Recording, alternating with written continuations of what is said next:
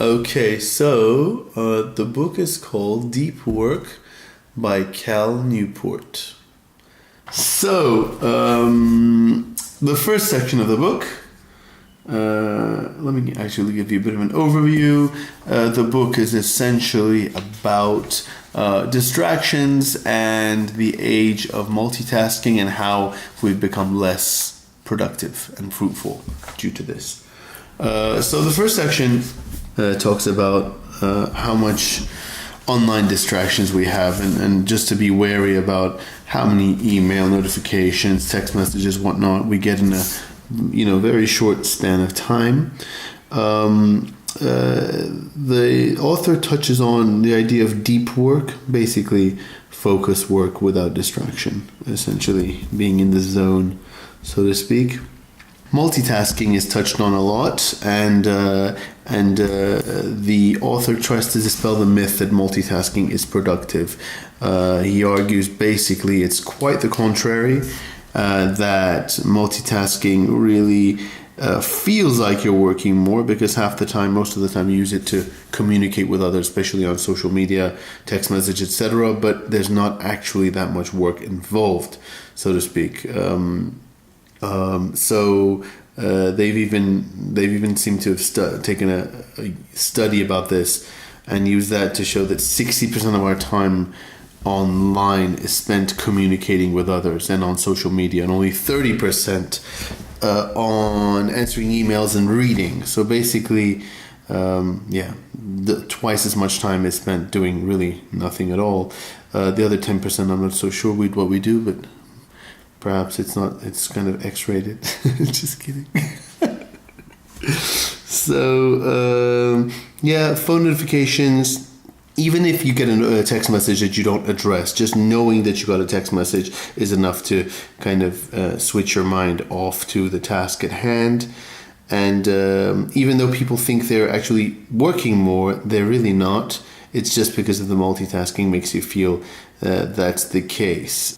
One thing that I found particularly interesting was that they did a little research on multitasking, and it showed that even though we think we're doing something productive, when we switch between tasks, there's kind of a residual focus on the previous task for quite a few minutes, which means we're not really completely focused on the new task, which means obviously it takes longer, or we miss detail, or it's not our best work, basically. So essentially, author argues that multitasking is a myth. Rather, we're not that good at it, or few people are at least. So the next section talks about the different kind of remedies and approaches to fixing and addressing these issues for people. We've got monastic as the first one, basically live like a monk, cut yourself off from the outside world. The second one he calls bimodal, so long sessions for work, basically these are, and then the rest of the time you're free.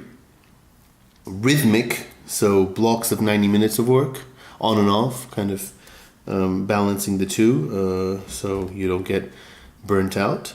And the last one is journalistic, and this is basically being ready to do deep work whenever you have free time and when it feels right. I guess I just call it spontaneous deep work, being ready for the task. I guess they said that because journalists always have to be ready for the story. That's how they. That's what he calls it. In this section, author talks about developing rituals. So a particular place or a particular drink or some kind of action that you may do to get your mind ready to know it's going to be kind of going into deep work. Coffee, energy drink, anything like that, I suppose.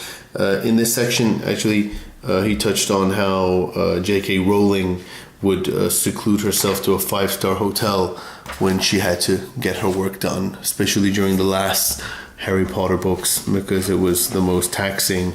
So that was interesting to note. All right, next part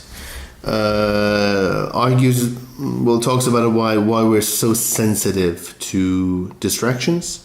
Essentially, touches on evolutionary biology and psychology, about how we're easily distracted because we're sensitive to possible threats. And actually, I agree with that because I have a lot of background in evolutionary psych myself, so I completely understand this and agree.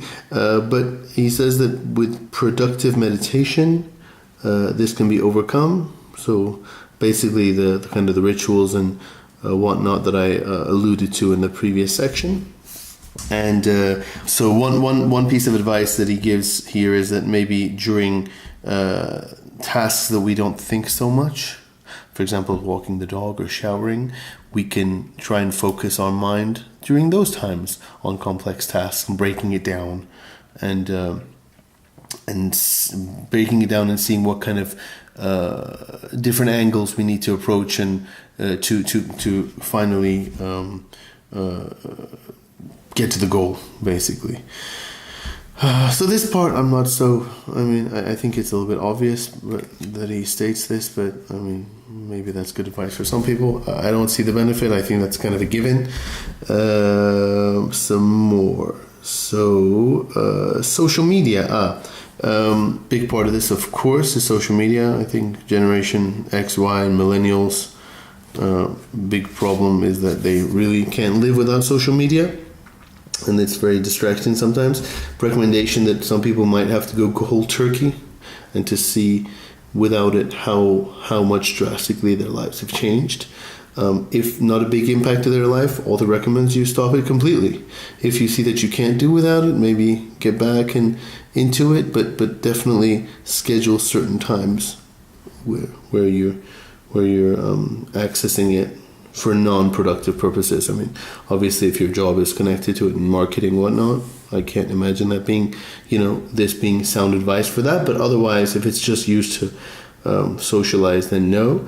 And actually, he argues that you should balance out social media with actual, meeting friends in real life. I thought it was kind of funny that they have to tell people to meet people in real life. That's hilarious. That we need to tell people that the online life is not actually everything life has to offer. I think some kids are shocked by hearing something like that. So in the last section, it just talks about, again, scheduling everything. Maybe basically some people need a very strict regimen. Now, if the schedule can be changed, but he's just arguing that with a schedule, you're going to be more wary of how time just trickles by. And you can change the schedule, you can make blocks longer, shorter, but even weekends, he advises, even weekends, free time, evenings are scheduled so that you become more and more savvy about managing time. And essentially, the book argues that we need to kind of move away from multitasking and so much electronic distraction and to become more productive. Okay, so Deep Work by Cal Newport, if I had to give it a score, I'd give it 7 out of 10. I think it's a good book for people that perhaps are really unaware of their time management skills and a little bit internet and social media, they've become somewhat addicted and it's kind of beyond their control. So for them, it's a good book. Now, would I buy it again? Probably not. I think a lot of the information there I've probably gleaned from other sources before, although maybe not all readers have done so. Other readers have done so. So yeah, what I like about it basically breaks down into tasks that you need to do if you want to move on to better productivity. I guess what he missed out perhaps is a little bit more background as to why our lives have become so much like this, but I'm not so sure. Maybe that's perhaps because I'm just interested in it. That's probably not pertinent to someone that's trying to increase their productivity. So I just like a little more background, but for the average reader, they probably wouldn't care. So yeah, that's my evaluation of deep work.